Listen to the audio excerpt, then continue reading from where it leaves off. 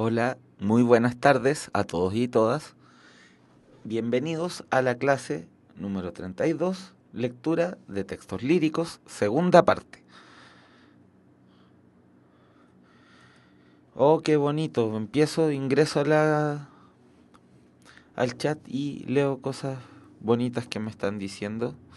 Eso se agradece. Ese feedback es aquello que a uno lo alimenta para poder seguir haciendo esto que uno hace. ¿Cómo están hoy día?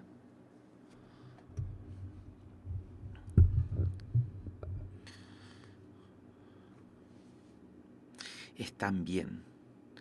Bien, usted, bien, gracias, bien, bien, pero con calor. Ancoco está cansada. Pony Salvaje quiere un po de rap. No, hoy día no voy a rapear, hoy día vamos a leer poemas. Necrodark me pide que le mande saludos a su polola Valentina que está de cumpleaños. Saludos para ella. Aquí yo me encuentro con mi amigo el profe Nico, que se muere de la risa por estas cosas.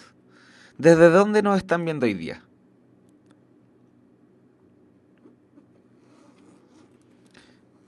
Claro, pues tengo que amar los poemas, si no, no hubiese estudiado literatura, si no me gustaran. Imagínense qué tortura hubiese sido. Iquique, Neburia, San Miguel,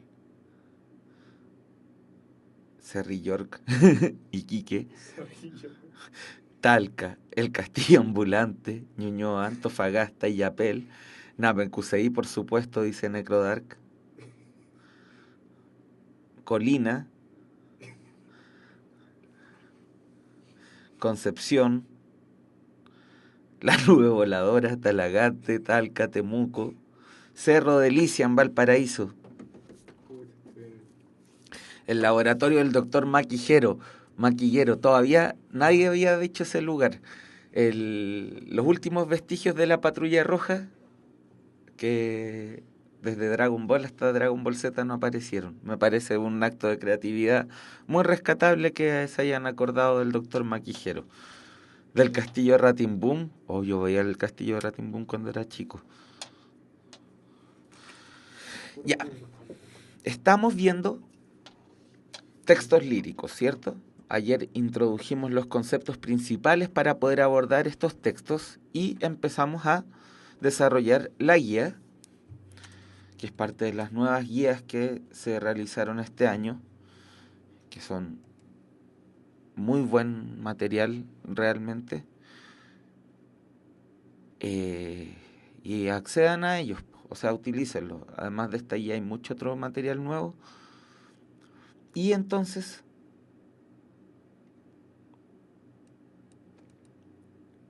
nos vamos aquí. Ya es el punto 1.4 de esta guía de textos líricos. A ver, voy a aparecer en pantalla. Ahí estoy. Pero por ser hoy el día de hoy y este texto el que es, vamos a escucharlo como les mostré ayer en la voz del propio poeta. Vamos a escuchar el texto que ustedes tienen en pantalla, recitado por el gran Gonzalo Rojas, poeta chileno, que se ubica entre la generación del 38 y la del 50, ahí entre medio, eh, muy destacado por su poesía amorosa, su poesía erótica y su poesía eh, metaliteraria. La poesía metaliteraria es la poesía que tiene por objeto del poema la propia literatura. Gonzalo Rojas se caracterizó por mucha poesía metaliteraria. Le escribió poemas a todo el mundo, o sea, a todo el mundo dentro del mundo de la poesía literaria.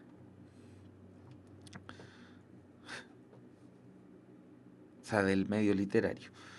Entonces,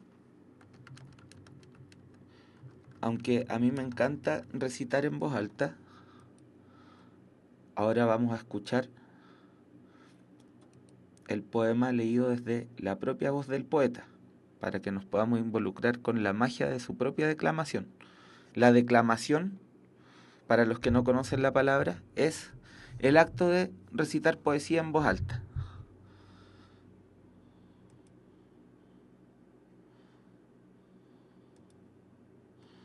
Entonces, 1, 2 y 3, para que no se asusten, tienen el poema en pantalla y lo vamos a escuchar.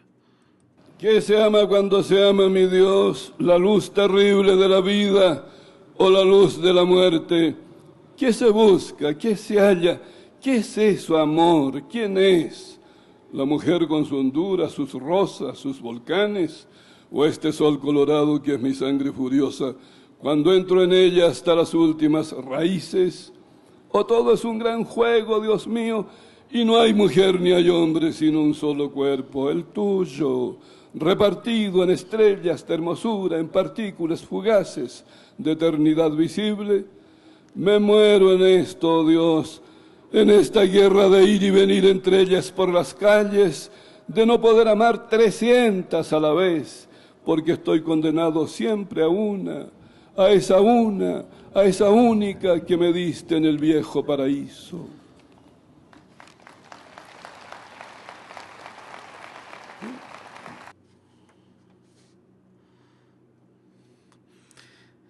La interpretación de Chacarero con ají.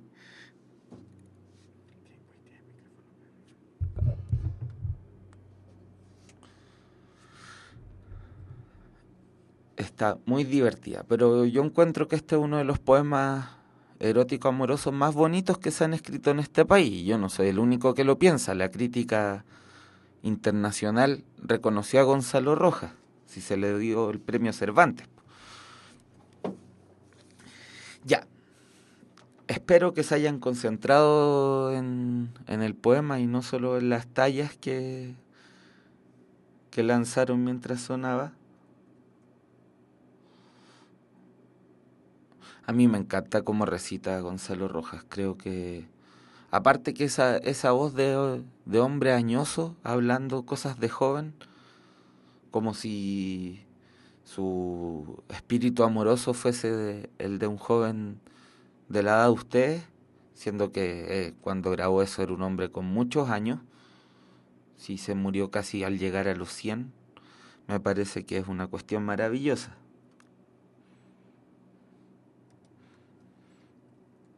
Ya, entonces, aboquémonos a las preguntas. 1. ¿Cuál de los siguientes enunciados sintetiza adecuadamente el contenido de los versos anteriores?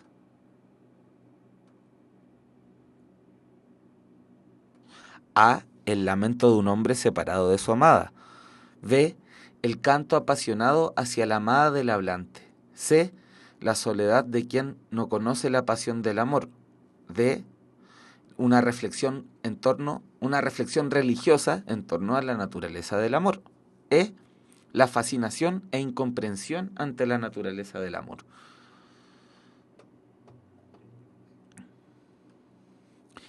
Primero que todo, les voy a preguntar, ¿qué habilidad cognitiva se está requiriendo de ustedes en esta pregunta? Está claro, ¿cierto? Está en el enunciado. Ser bacanes, la síntesis. O sea, lo que buscamos es el enunciado que mejor contenga la generalidad del poema. Porque de alguna forma, en las preguntas de síntesis, todos los enunciados pueden ser verdaderos con respecto al poema. Aquí solo C sería falso. Pero, como lo que se nos pide es una síntesis, tenemos que encontrar el enunciado que concentre de mejor manera los contenidos de cada, o sea, del texto en general.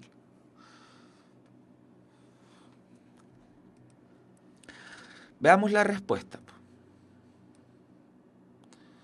En efecto, como la mayoría lo planteó, es evidente que el enunciado de la alternativa E es el correcto porque es aquel que cubre más aspectos, fascinación e incomprensión. O sea, alguien que está inmerso en el amor, pero se pregunta también qué es el amor. hacia dónde o hacia qué objeto se dirige el amor, qué se ama cuando se ama, y qué es lo que le pasa a un sujeto determinado por medio del amor. Así, desde ese punto de vista queda bastante claro que la alternativa E es la correcta, pues es la que se refiere a los contenidos generales del poema. Ahora tenemos una pregunta de selección múltiple. El o los siguientes tópicos literarios están presentes en el poema. 1. Amor post-mortem, porque se habla del amor que perdura después de la muerte física. 2. Ignis amoris, porque se compara el sentimiento amoroso con un fuego o ardor interior. 3. Milita species amor est, porque se habla del carácter bélico de la pasión amorosa. Lo interesante de esta pregunta es que no tienen por qué saber de antemano los tópicos, se los están dando definidos. Así más o menos, si es que hay tratamiento de este tipo de contenido, va a ser de esta forma. Los tópicos se nos están dando en bandeja, digamos. Lo que tenemos que hacer nosotros es verificar mediante nuestra capacidad de lectura, aplicando la habilidad de identificar, la habilidad cognitiva de identificar, señalar cuál de estos tópicos aparece o no aparece en el fragmento. ¿Qué es carácter bélico? Es lo bélico es lo relacionado con la guerra. Y este tópico de milita species amor est dice relación con concebir el amor como una guerra entre los amantes.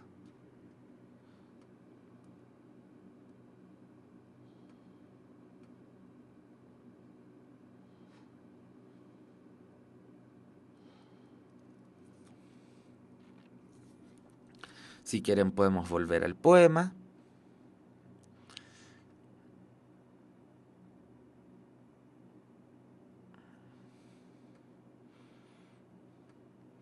¿Cierto? El tópico del amor como fuego interno,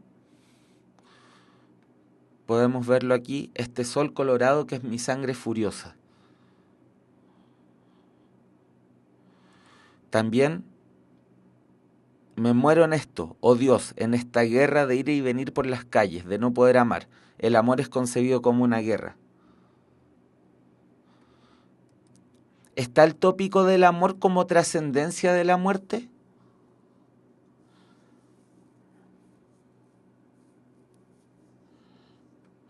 Recuerden que en los poemas no se llaman párrafos, las unidades gruesas, digamos. Se llaman estrofas. Ya, entonces vamos a apostar a que es 2 y 3.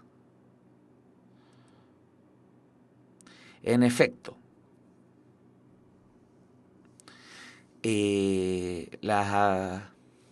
los dos tópicos que aparecen son ignis amoris y milita species amor est. El tópico del milita species amor est se puede encontrar, por ejemplo, en canciones como Yo no me doy por vencido de Luis Fonsi, en Soldado del amor de Mijares. Soldado del amor en esta guerra entre tú y yo. En esas canciones encontramos la concepción del amor como un combate o como una guerra.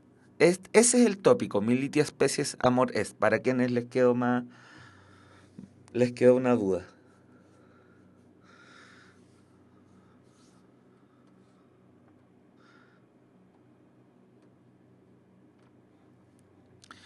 Se concibe el amor como una batalla. Ya, veamos la pregunta 3. En la última estrofa podemos decir que el hablante se expresa de forma A, reiterativa, para dar énfasis al hecho de que solo desea amar a una sola mujer. No nos dice eso don Gonzalo. B, simbólica, porque se busca hacer de la guerra una metáfora de la violencia del amor. C. Contradictoria, porque quiere expresar la locura que provoca el sentimiento amoroso. D. Metafísica, para mostrar de qué manera la angustia amorosa encuentra sosiego en Dios. E. Exagerada, porque busca expresar la tensión del sentimiento amoroso en su mayor grado.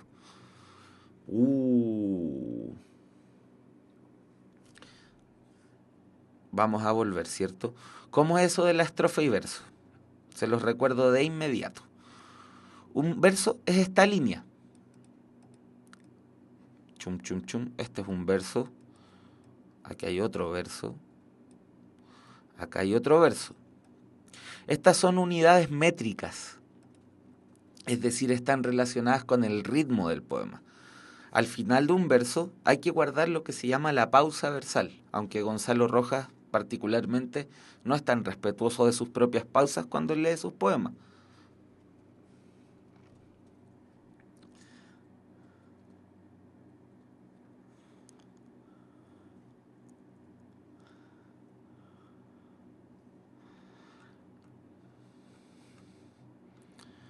A ver, veamos.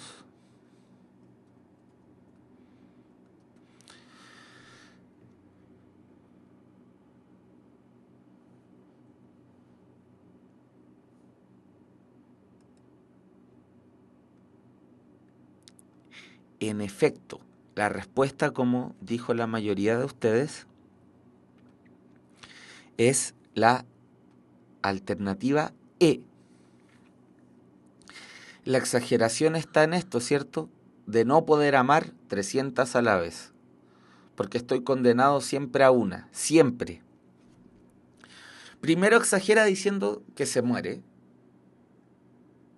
luego dice que se muere por no poder amar 300 a la vez, y luego exagera diciendo que está condenado a amar siempre a una, a la que se le dio en el viejo paraíso, o sea, a una visión como, digamos, de una mujer arquetípica, como la esencia de la mujer a la que está condenado el poeta a amar. Todo esto es evidentemente una exageración poética, que como dice la alternativa, está orientada a dar cuenta, digamos, de la embriaguez en el sentimiento amoroso que tiene el poeta. Sí, pues, este viejo se cree a Adán, se creía. ¿Puede ser llamado hipérbole? Claramente, sí es hiperbólico, porque es exagerado y la hipérbole es precisamente la figura literaria de la exageración.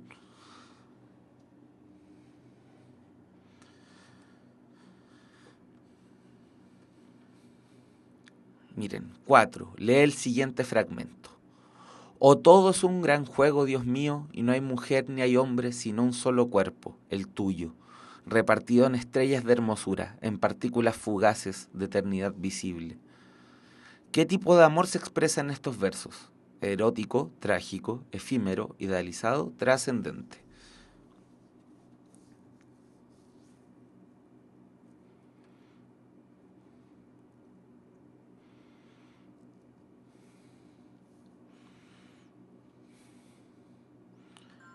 Esta está más difícil, ¿no? Si es un solo cuerpo y por el amor se accede a ese solo cuerpo que es el cuerpo de Dios, que está repartido.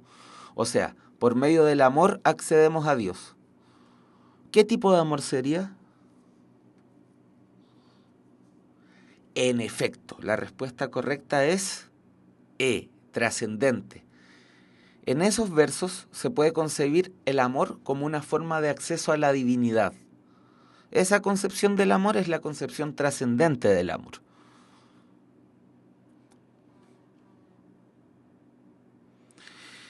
Primero, amor erótico es una distracción. Lo erótico es lo amoroso. Eros es el amor. Decir amor erótico es como decir amor amoroso. Luego, el amor trágico es la concepción del amor donde el amor siempre conlleva a la perdición del amante o de los amantes. Por ejemplo, Romeo y Julieta. Luego tenemos el amor efímero. La concepción del amor efímero es aquella que concibe el amor como algo que ocurre en un momento específico del tiempo-espacio para luego desaparecer.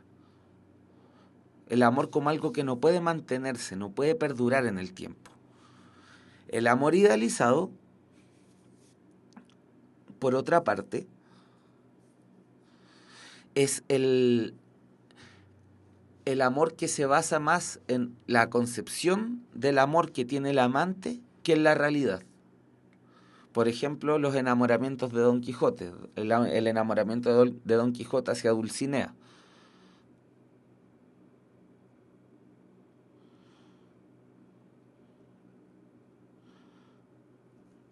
Y el amor trascendente es el amor como posibilidad de contacto o de acceso a la divinidad.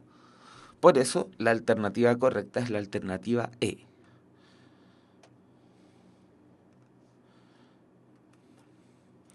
5.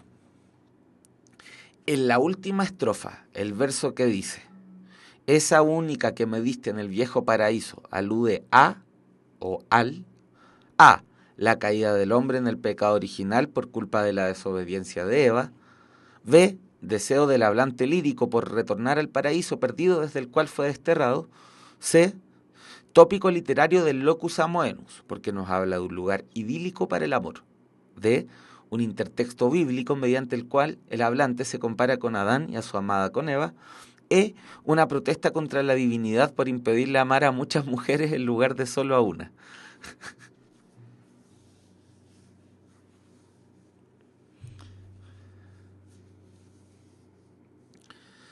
Esta es una pregunta de interpretación, ¿cierto? Entonces,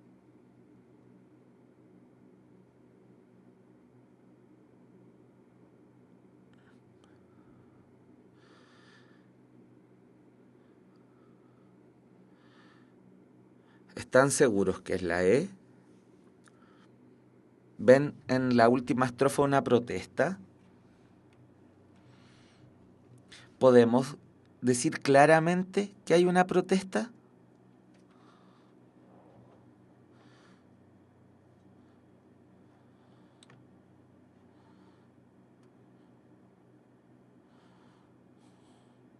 Claro, una cosa es la razón por la que a Macho Muchacho le hubiese gustado escribir un poema así, y la otra cosa es este poema. En efecto, no tenemos ninguna marca textual que nos diga que la referencia a Dios alude a una protesta hacia Él.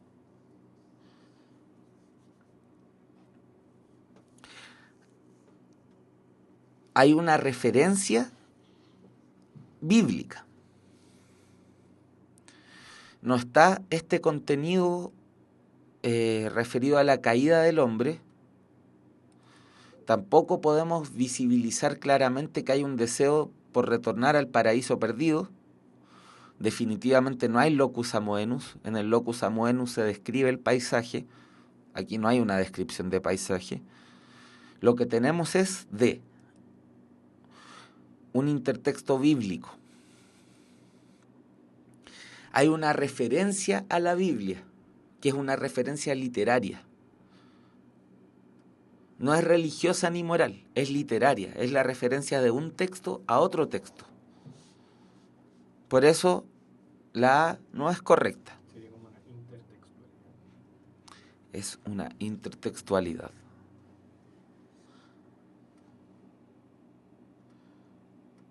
En efecto.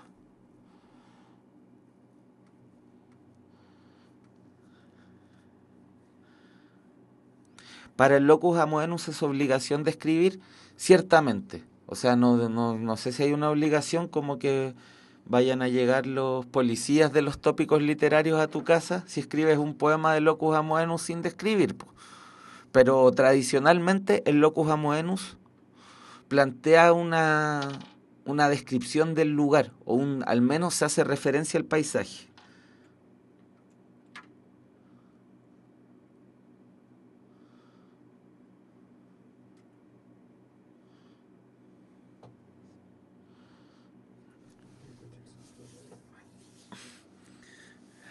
Que diga algo el susurro del mal.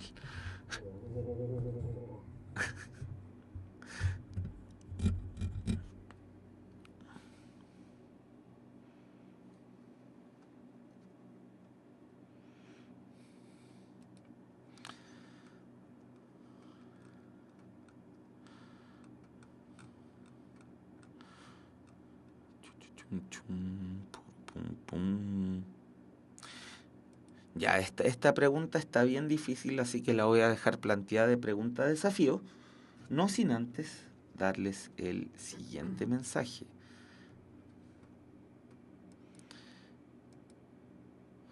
Los espíritus emprendedores se preocupan de cómo redactar sus ideas.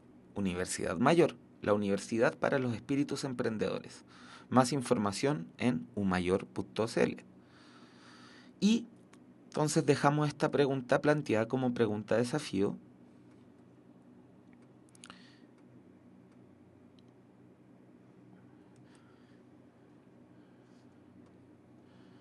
Y nos vemos en 10 minutos.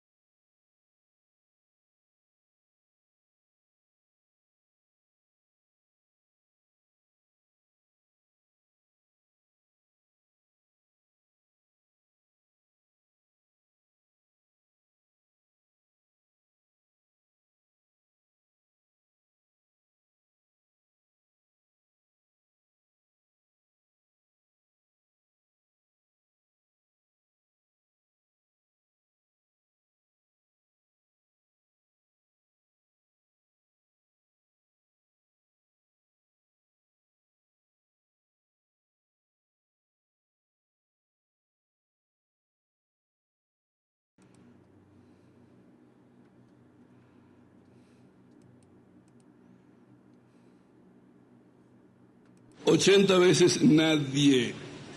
Y rotación y traslación, ¿nos vemos el 21? ¿Nos vamos o nos quedamos? Van 80, ¿y qué?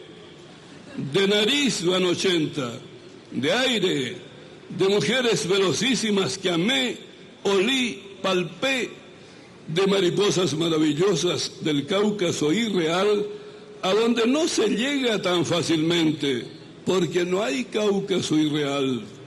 De eso y nada van 80, de olfato, de niñez, corriendo legua abajo, los pies sangrientos, rajados por el roquerío y el piedrerío de eso, del carbón pariente del diamante, de las gaviotas libérrimas van 80, del zumbido ronco del mar, de la diafanidad del mar.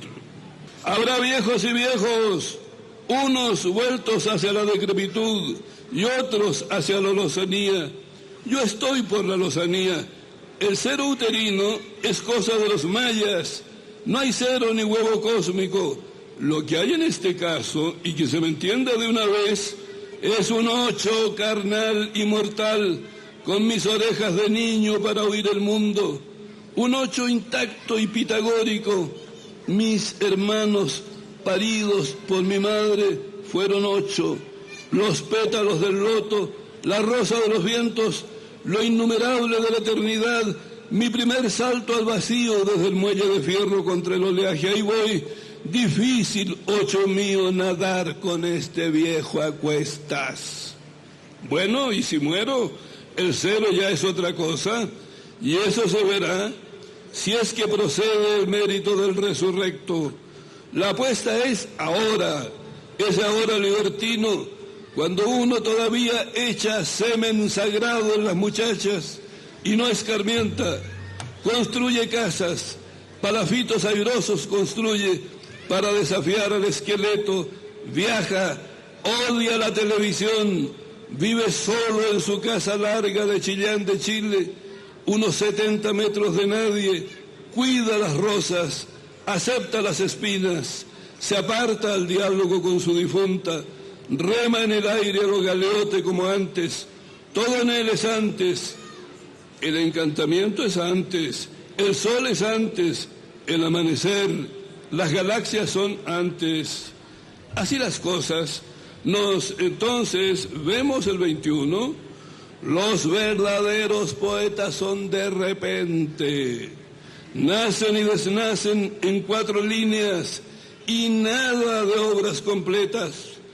Otros entreleen a su Homero por ahí en inglés, entre el ruido de los aeropuertos, a falta de Ilión. Hölderlin fue el último que habló con los dioses. Yo no puedo, el hado no da para más. Pero hablando en confianza, ¿quién da para más?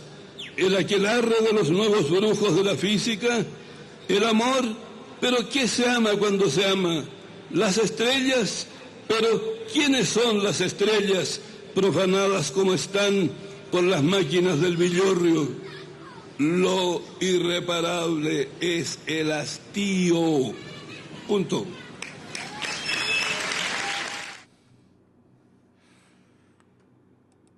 Bueno, y con esta muestra del señor Gonzalo Rojas, lamentablemente fallecido, ¿cierto? Hace un par de años atrás, volvemos a nuestra pregunta desafío. Pero antes de resolver la pregunta, ¿qué les pareció el poema? ¿Les tuvieron alguna experiencia particular?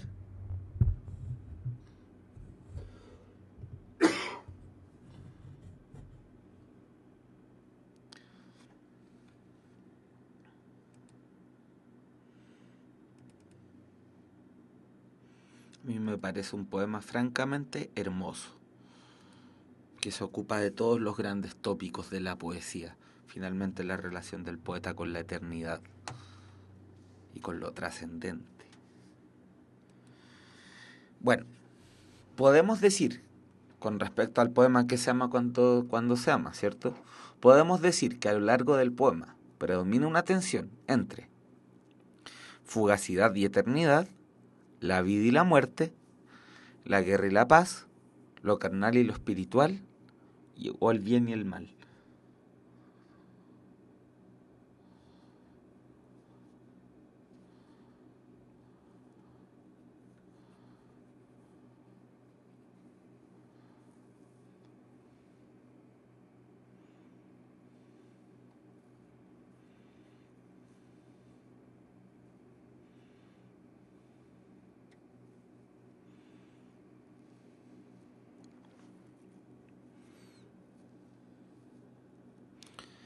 De común acuerdo la D, dicen.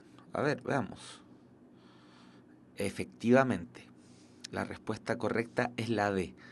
Podemos ver en el poema un ir y venir entre la naturaleza física del amor y la naturaleza trascendente del amor. Entonces, por una parte, se refiere al amor como fenómeno, digamos, estético corporal, como algo que se experimenta, el arrobo amoroso, y por otra parte el amor como experiencia espiritual o experiencia divina. Desde ese punto de vista, la respuesta correcta es la D.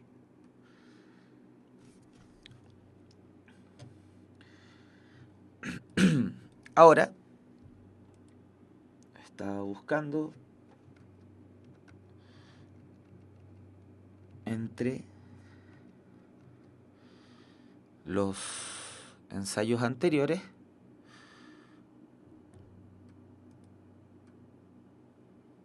y vamos a trabajar con este texto lírico.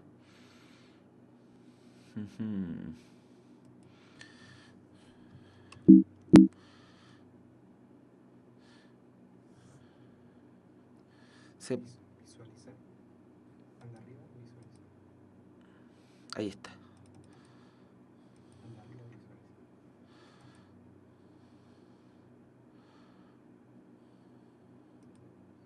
Visualización. Desplazamiento continuo.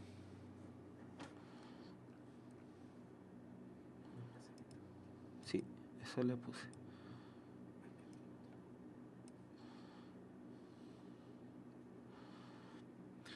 Ya, vamos a trabajar con este texto de Jorge Manrique.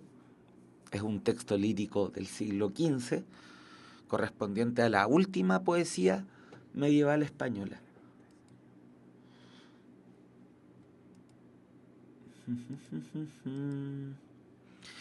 Es un texto muy conocido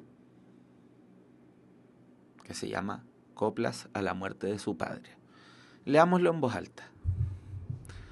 Aunque esta vida de honor tampoco no es eternal ni verdadera, mas con todo es muy mejor que la otra temporal perecedera.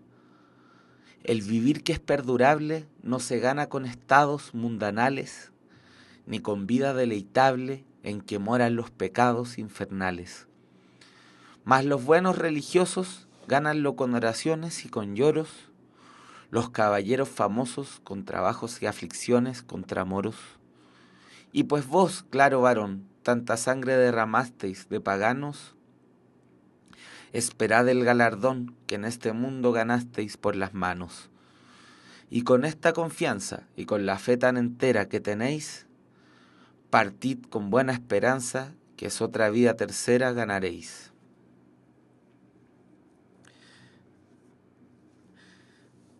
Primero, tenemos preguntitas de vocabulario contextual. Claro varón. Claro, que aparece adjetivando varón. Esta pregunta, cuando apareció en la PSU, fue una fuente enorme de polémica.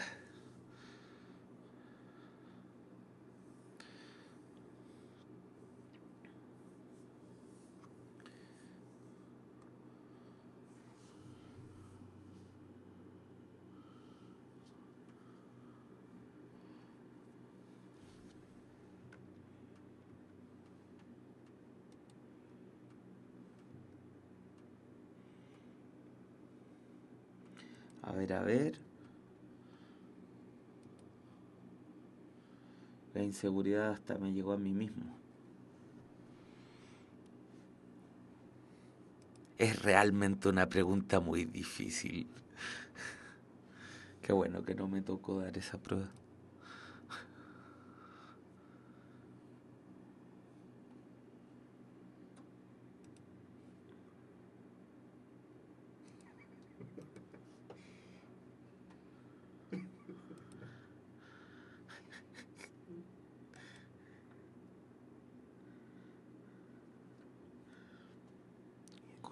¿Cómo? A ver, denme 2 segundos para encontrar el link, que yo tenía este archivo descargado.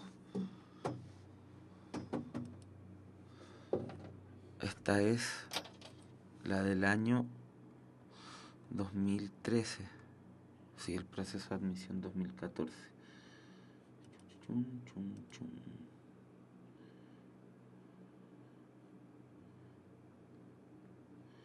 Esa tiene que ser, ¿o no? Proceso 2014.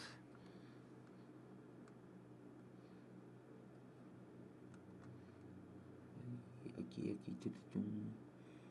Ahí está. Ahora les pongo el link en el chat.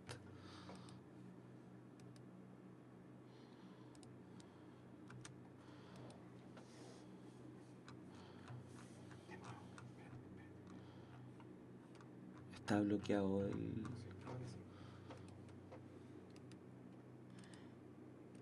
Ahí está.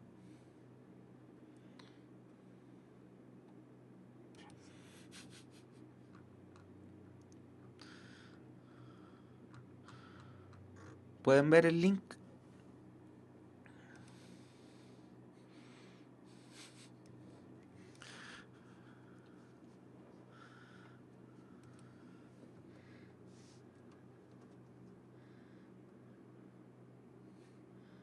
Ya, estupendo. Son las preguntas de 49 a 54. Ya. Chum, chum, chum, chum, chum, chum. Chum, chum, chum.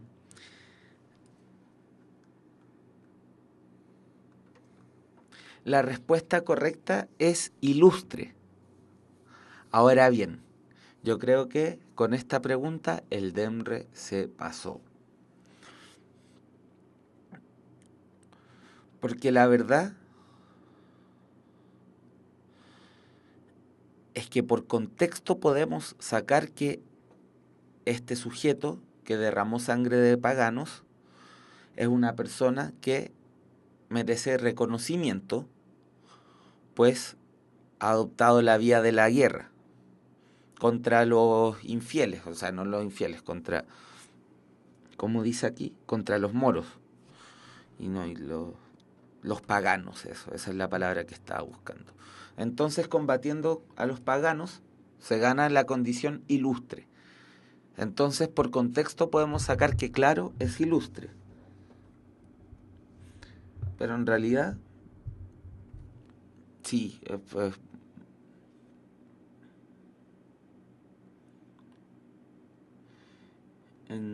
yo creo que es una pregunta bien ida en volada.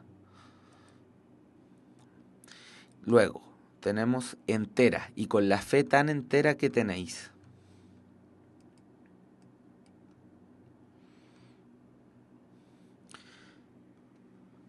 ¿Cuál les parece a ustedes que es el sustantivo adecuado? Piensen para responder esta en la palabra entereza.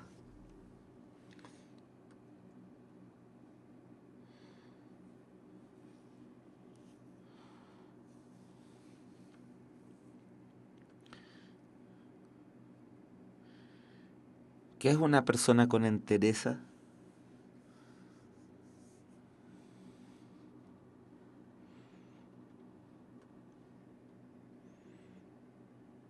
Una persona firme en aquello que cree, que piensa, que dice y que hace. Entonces, La 50 es la E. Ahora, preguntas más de lectura, ¿cierto? Que son las que en verdad me interesan más hoy día. La próxima semana me interesan más las de léxico contextual. 51. La expresión tanta sangre derramasteis de paganos significa que el claro varón A.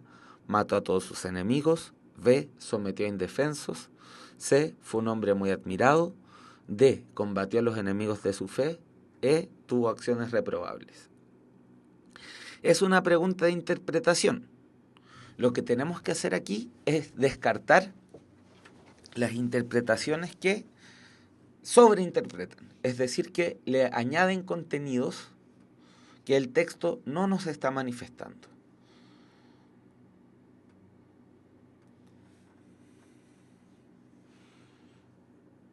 En efecto, es la D. La D es, digamos, la interpretación más sobria. Sobria en el sentido de que se atiene a lo que dice el texto. Lo que sabemos es que el claro varón, que es el padre de Jorge Manrique, a quien está dedicado el poema, combatió contra paganos que son enemigos de la fe católica. Y por las características del texto podemos saber que quien habla desde la fe católica. No sabemos si mató a todos sus enemigos, no sabemos si sometió indefensos, no sabemos si fue tan admirado, y no sabemos, y definitivamente el hablante de este poema no considera que sea reprobable derramar sangre de musulmanes, sino que considera que es una tarea que la fe le impone a todos los cristianos, que es lo que se pensaba en la España de esa época.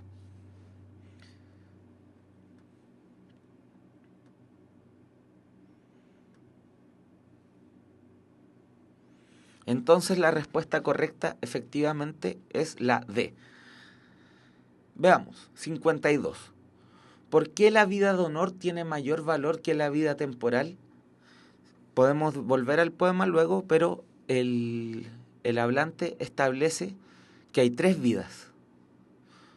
Las alternativas son porque tiene recompensas materiales, genera esperanzas, está llena de aflicciones, aumenta la fe en Dios, lleva a la trascendencia. Vamos al texto.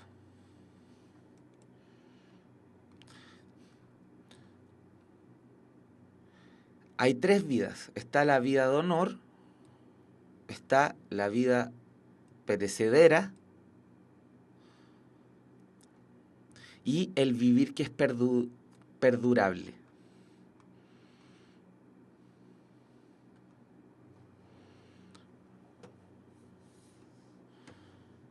Entonces, el claro varón, por medio de la vida de honor, gana acceso a esa otra vida tercera. ¿Les queda claro por qué, cierto? Se gana el honor, pero el honor se gana cumpliendo con la obra de Dios que da acceso a la trascendencia. Entonces podemos saber que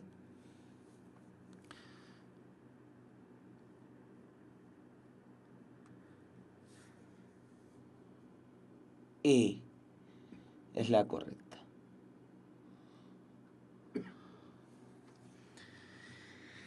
¿Qué mérito le atribuye el emisor del fragmento, o el hablante, al claro varón? A. Su participación en actividades religiosas. B. El combate contra los infieles. C. El alcanzar la gloria. D. Su práctica de la oración. E. La lealtad hacia otros caballeros. Creo que con las preguntas anteriores esta se resuelve más o menos solita, ¿no? ¿Qué les parece a ustedes?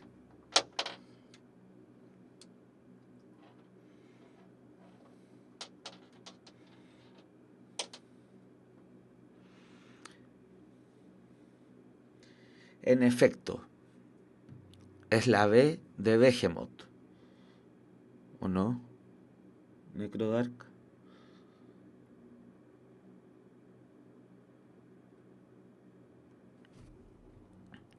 Luego, 54. Con relación a la guerra, el emisor del fragmento sostiene que los caballeros A. Ganan el honor al matar paganos en defensa de su patria. B. Tienen mucha fe en el triunfo de la cristiandad. C. Adquieren el derecho a la vida eterna por combatir a los infieles. D. Gozan una vida deleitable combatiendo a los moros y a los pecadores. E. Contribuyen a la derrota de los paganos mediante sus devotas oraciones.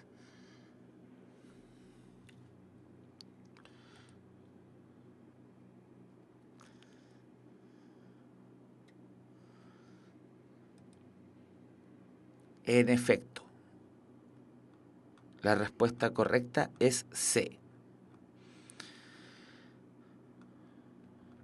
No, esto del calentamiento global no tiene nada que ver.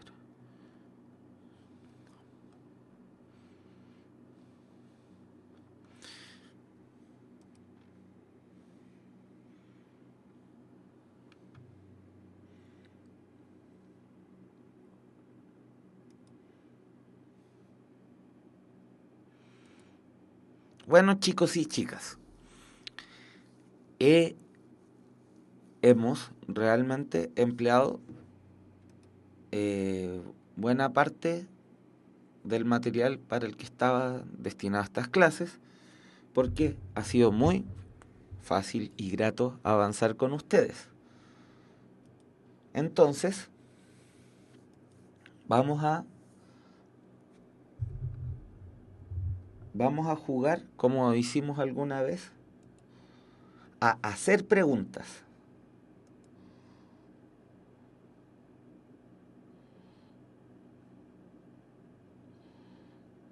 No se preocupen si estos 20 minutos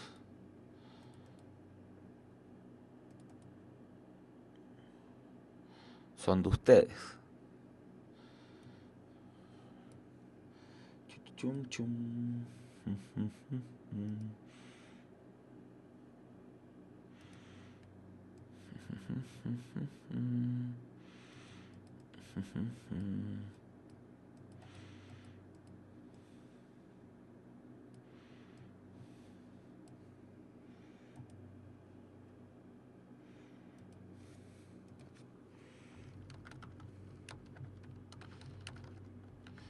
El gran ausente,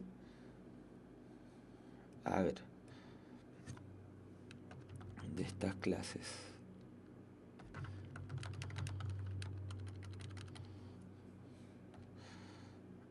Ha sido Jorge Teillier. Así que vamos a trabajar con un poema de él. ¿Se acuerdan que con respecto a los textos argumentativos hicimos este mismo ejercicio de inventar las preguntas nosotros? Sí, a mí se me ocurre.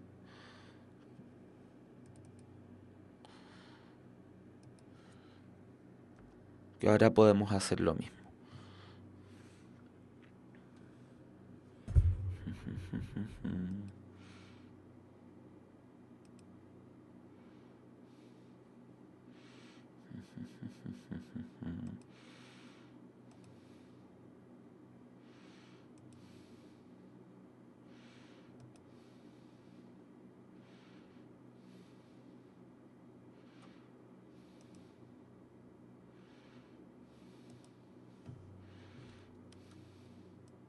Ya. Primero vamos a leer el poema.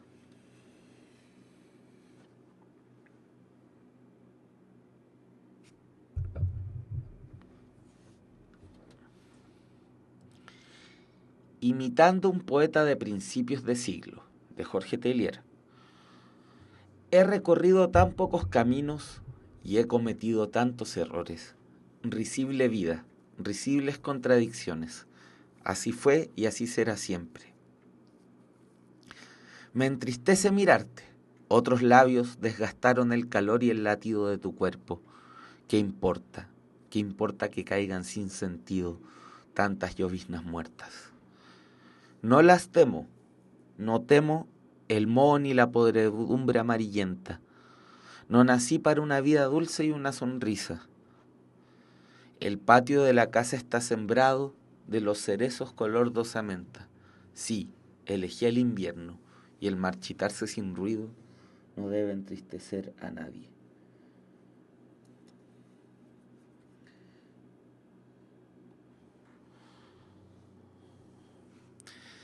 Ya, por ejemplo, ¿qué preguntas podrían ustedes esperarse de este poema? Eso quiero que hagan ahora, el ejercicio inverso. Por ejemplo, una pregunta sobre la primera estrofa.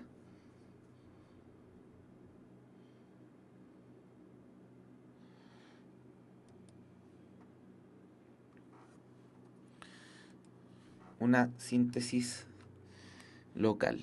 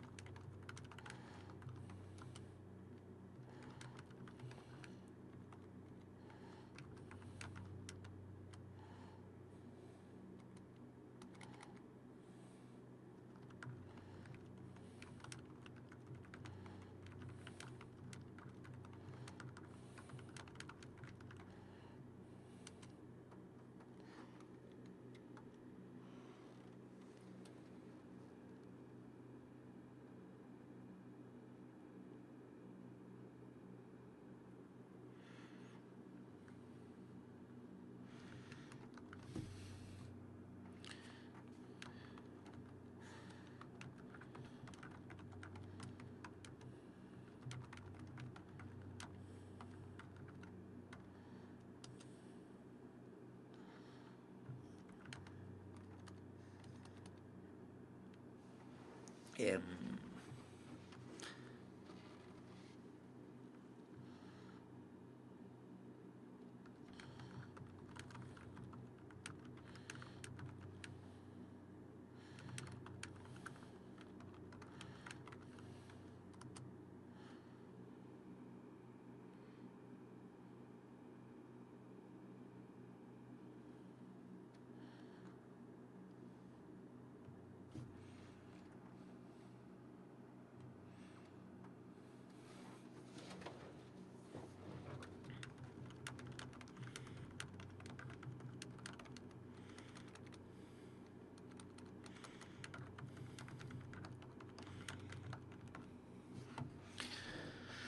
de partida, ¿por qué la A, la D y la E tendríamos que saber que están malas al tiro?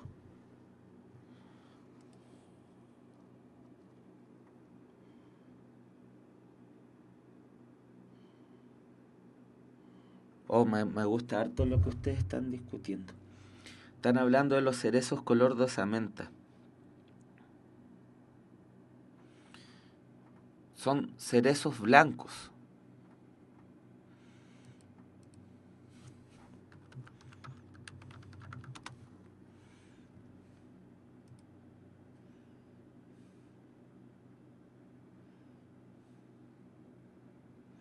Miren, les voy a mandar un link.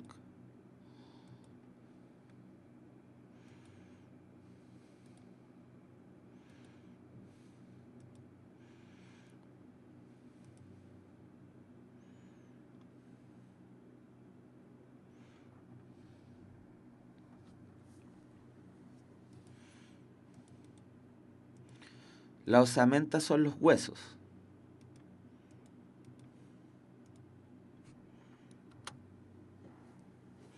Miren, ¿qué significa que los cerezos sean color de osamenta? Está buena esa, porque los cerezos efectivamente florecen, algunos cerezos florecen en blanco, pero ¿qué contenido nos trae? Es distinto que el hablante diga los cerezos blancos a que diga los cerezos color de osamenta, porque la osamenta remite a los huesos remiten al esqueleto y el esqueleto remite a la muerte, al cadáver humano. Por lo tanto, si los cerezos no son color nieve, los cerezos no son color pureza, sino son color dosamenta. Le está poniendo una connotación claramente tendiente a lo mortuorio. ¿Qué es risible? Lo risible es aquello que es motivo de risa.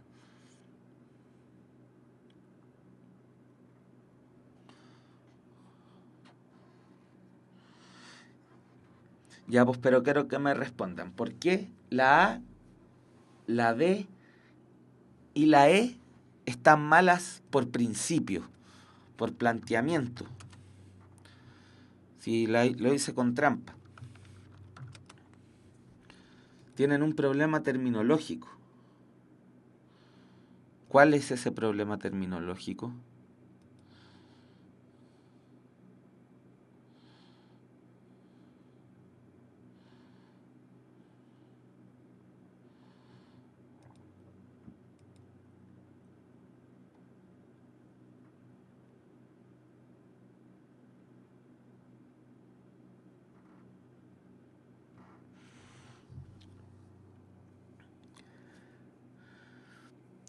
En efecto, la primera estrofa es esta.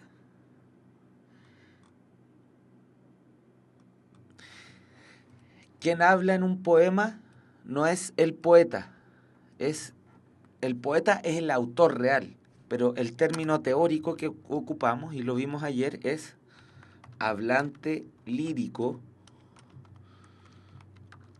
También podría ser emisor o sujeto de la enunciación. Pero no es el poeta, es un hablante. Entonces, todas estas alternativas que dicen poeta, tendríamos que descartarlas. Era una trampita, un jueguito que quise hacer.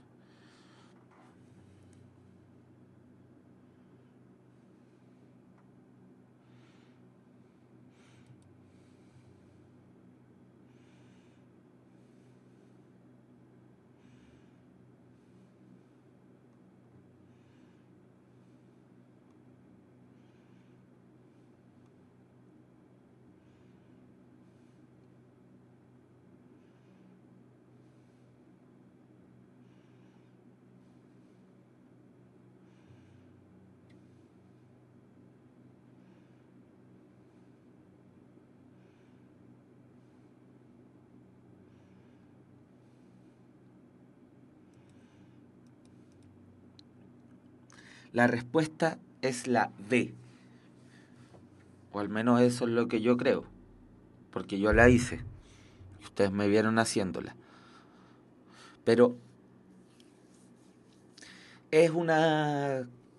El poema entero, de hecho, es una especie de resignación ante las contradicciones de la vida. Dice, no las temo, no temo el moho ni la podredumbre amarillenta. Sí, elegí el invierno y el marchitarse sin ruido no debe entristecer a nadie.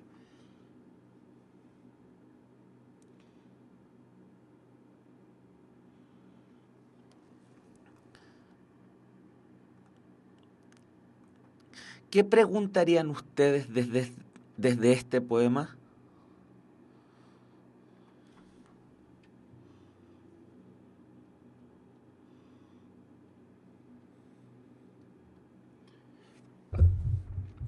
Ya, pues chiquillos, no me dejen solo.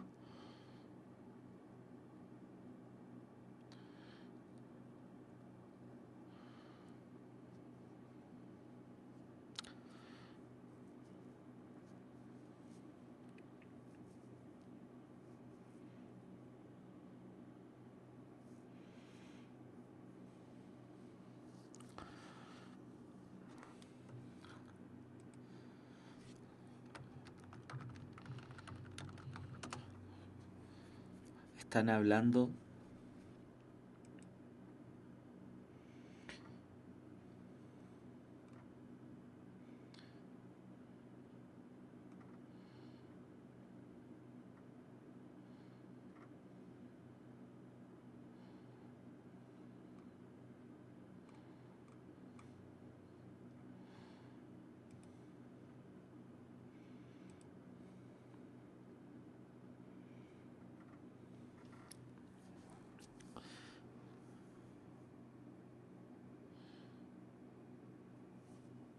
Ya, ¿cuál es el motivo lírico? Bien, José. ¿Cuál es el motivo lírico del poema antes enunciado? Súper buena pregunta.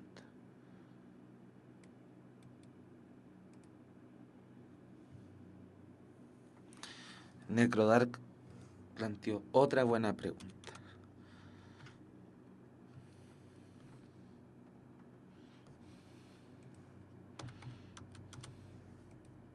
Esa es una buena pregunta. La otra pregunta.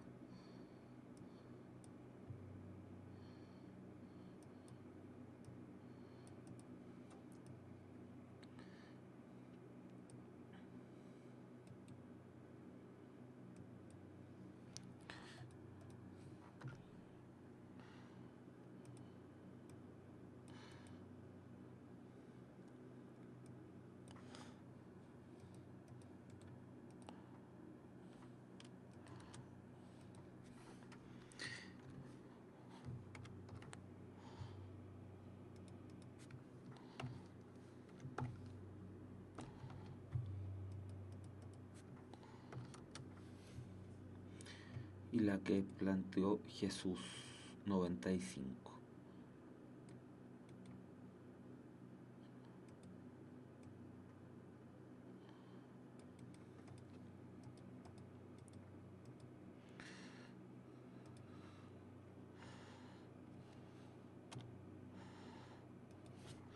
Recuerden que cuando se hacen preguntas tenemos que poner la tilde en el cual, en el qué, en el cómo.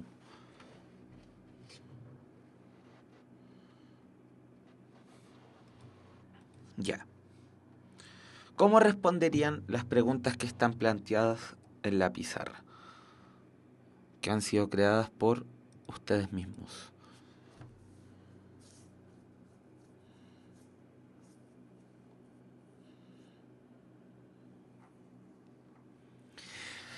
¿Cuál es el motivo lírico en el poema antes enunciado? El motivo lírico podría ser la resignación ante la vida concebida como una derrota, ¿no?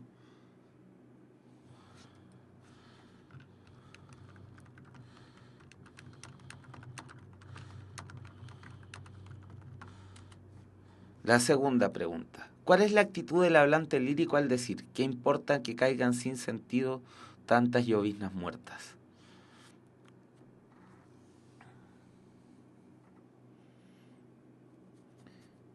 La planteó Necro. Necro, ¿qué responderías tú ahí?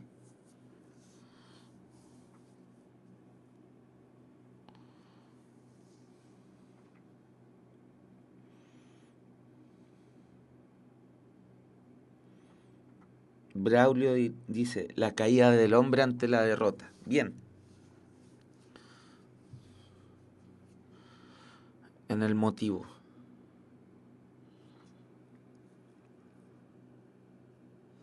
Sí, es un poema bastante pesimista, amigo chacarero.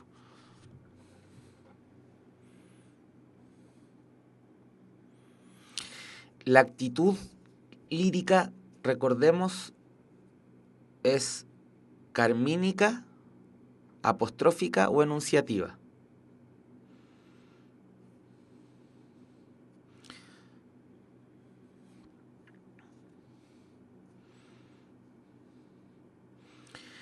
El hablante cuando dice ¿qué importa que caigan sin sentido tantas lloviznas muertas? Está dando cuenta de su propia indiferencia ante el paso del tiempo.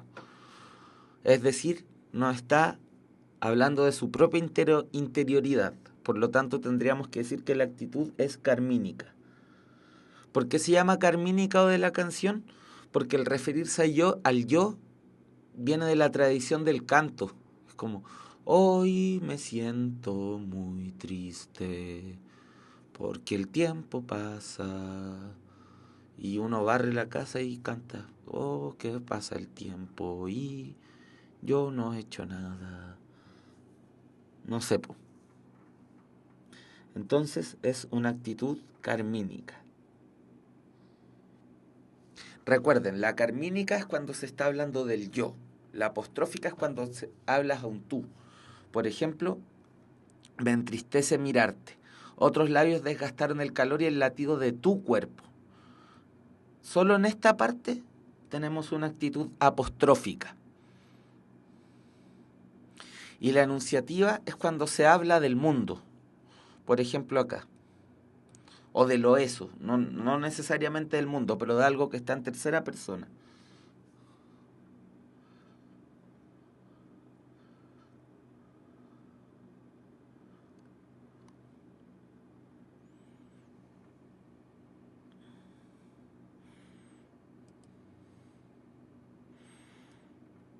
Y en cambio esto es carmínico. Esto es carmínico. Esto es carmínico. Y esto es carmínico. ¿Cuál es la finalidad de este poema?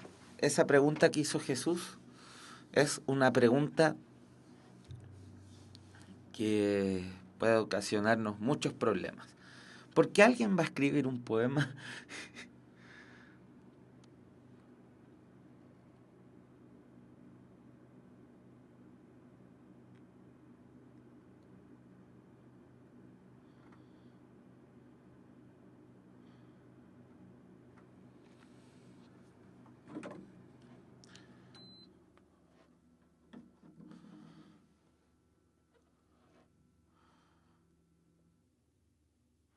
Para expresar su emocionalidad, su interioridad, etc. La finalidad del poema, dar cuenta de un fenómeno casi metafísico que le ocurre al ser humano.